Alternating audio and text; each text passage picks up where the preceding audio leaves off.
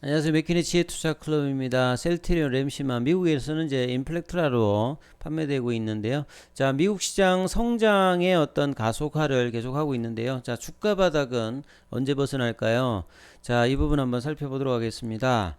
오늘 이제 셀트리온 관련 기사가 이제 뭐 특별하게 많이 나온 건 아닌데요. 그 관련 부분들 좀 정리를 하면 최근에 이제 글로벌 빅파마가 150조 정도의 규모의 M&A 관련되는 부분 내용들이 빅딜 관련되는 부분이 이제 작년에만 있었다.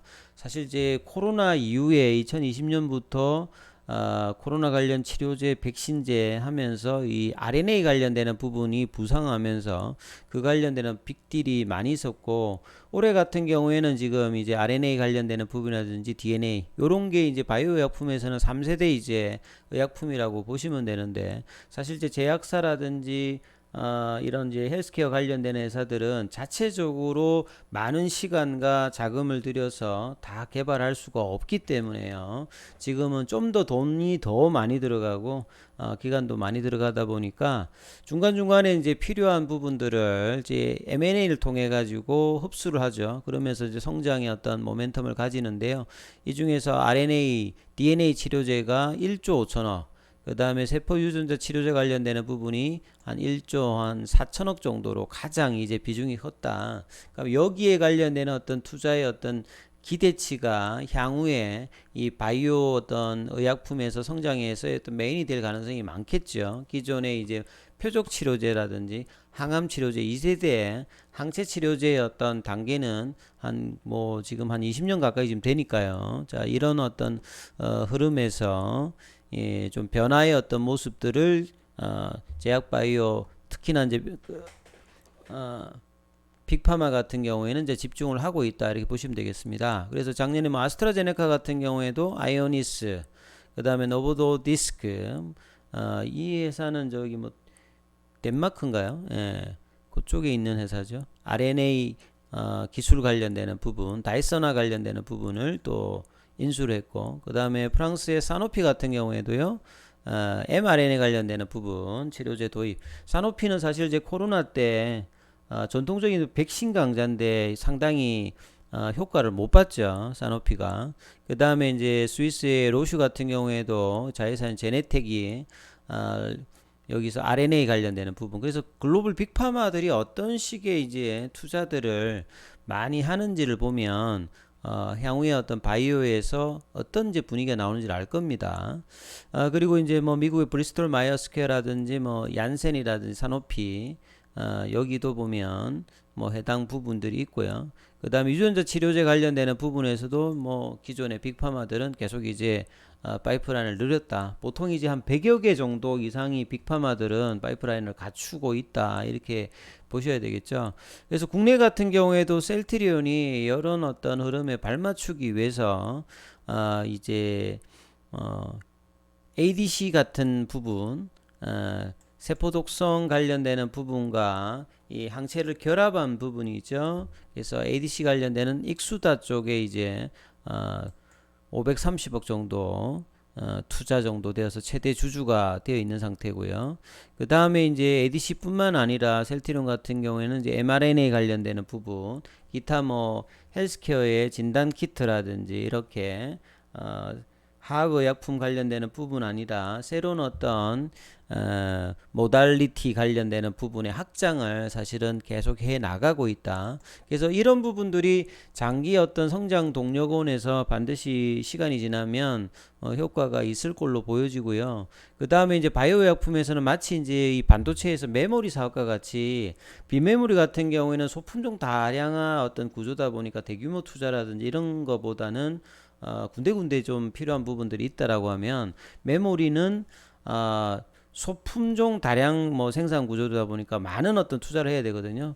마치 이제 바이오 약품 같은 경우에도 대규모 어떤 시설 투자라든지 기술 자금이 많이 투여됩니다. 그래서 셀트리온 포함해서 이 전 세계 이제 이 바이오 약품을 다루고 있는 회사들 같은 경우에는 큰 어떤 회사들 같은 경우에는 한 20개 정도 안쪽이고요. 이제 중소 어떤 규모가 많은데 이 국내 제약 바이오 기업들의 어떤 생산 시설 확대를 계속 나서고 있다는 말들은 이 시장 자체가 이제 어 2025년, 2030년도에도 꾸준하게 올라갑니다. 사실은 뭐 기존의 항암제, 자가 면역 질환 치료제, 요 치료제뿐만 아니라 뭐 뇌질환이라든지 안과, 그 다음에 뭐 정신과 이런 어떤 이 바이오薬품의 어떤 학대들이 계속 이제 나오면서 기존의 화학 의약품 관련되는 부분들하고의 어떤 비중을 계속 이제 축소시켜 나가고 있죠.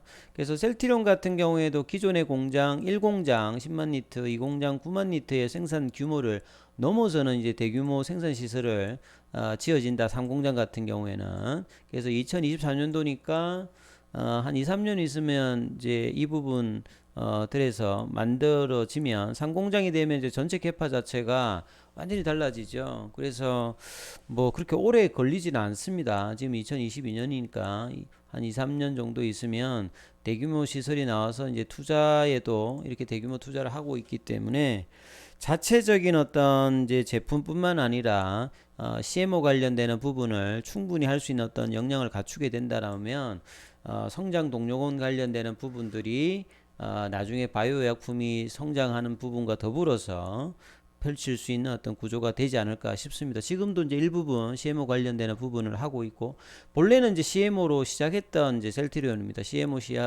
시작을 하다가 그 오랜 시야를 하다가 이제 그 개발로 들어가면서 바이오 시밀러로 갔으니까요. 그래서 향후에는 바이오 시밀러, 그 다음에 바이오 신약, 그 다음에 케미컬 의약품, 헬스케어, CMO 이런 것들을 하면서 회사의 어떤 성장들을 계속 이제 해나가지 않을까, 이런 어떤 방향성이 보여집니다. 그리고 이제 사실은 이제 그렇게 중심이 된다라면 기존에는 바이오 시밀러 중심이 유럽의 어떤 그 부분에서 점유율로 이제 대부분이 되어 있다라고 하면요, 사실 이제 유럽보다 2배 이상 시장 규모도 크고 가격도 훨씬 많이 받는 미국 시장에 대한 어떤 부분이 상당히 중요한데요. 지금 셀트리온과 셀트리온 헬스케어의 어떤 마케팅과 전략의 중심은 미국 시장이 상당히 많이 좀 들어가 있다 봐야 됩니다. 그 2016년도에 렘시마, 그러니까 미국에서는 인플렉트라죠.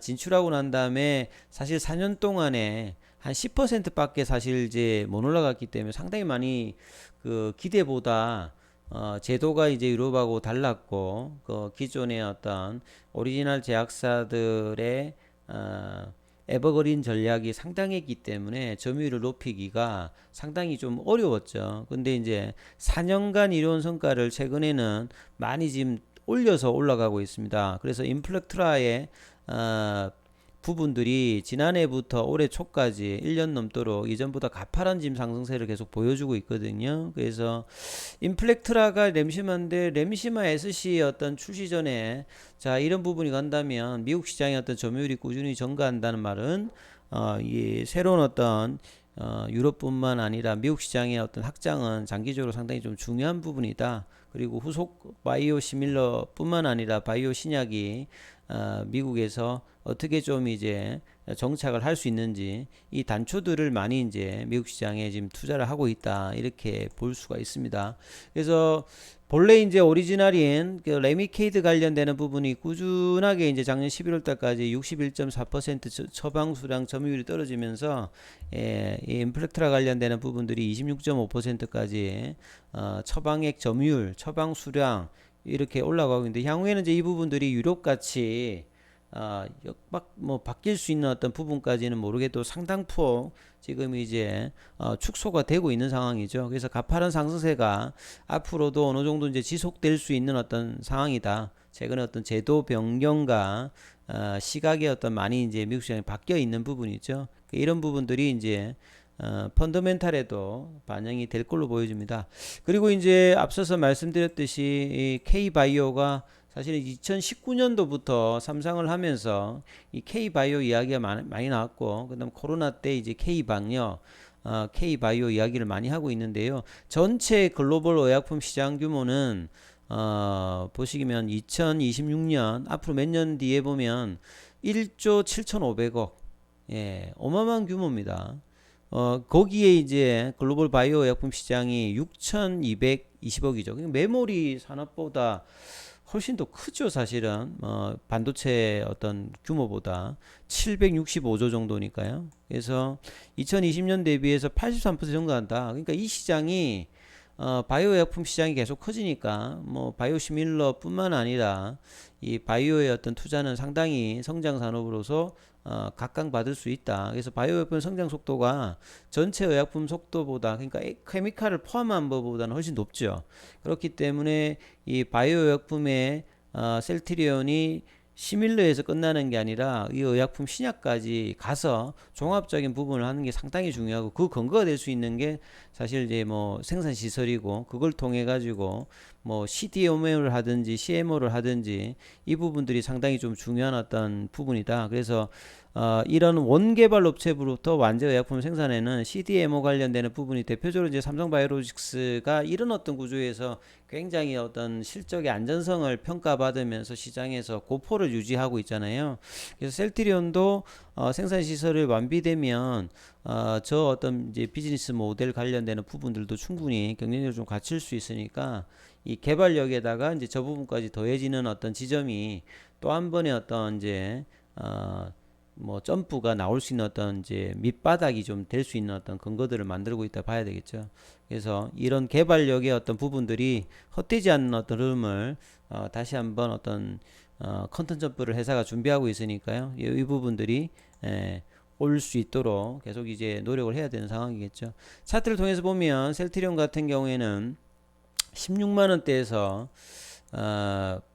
아직 뭐 제대로 이제 뭐 자리를 못 잡았는데, 시간에는 지금 16만 500원 정도네요. 그 다음에 이제 공매도 관련되는 부분 오늘 확 줄었습니다. 그래서 최근에 한 2주 동안에 공매도가 늘어서 뭔 일인가 했는데 다시 또 정상적인 어떤 상황으로 좀 내려와 있어요. 그래서 오늘 외국인들은 매수, 개인도 기간 매수, 그 다음에 개인은 좀 매도를 했습니다. 그래서 16만원대 이번 주에도 큰 흐름을 사실은 주가가 2주 동안에 보여주지 못하고 있는데요.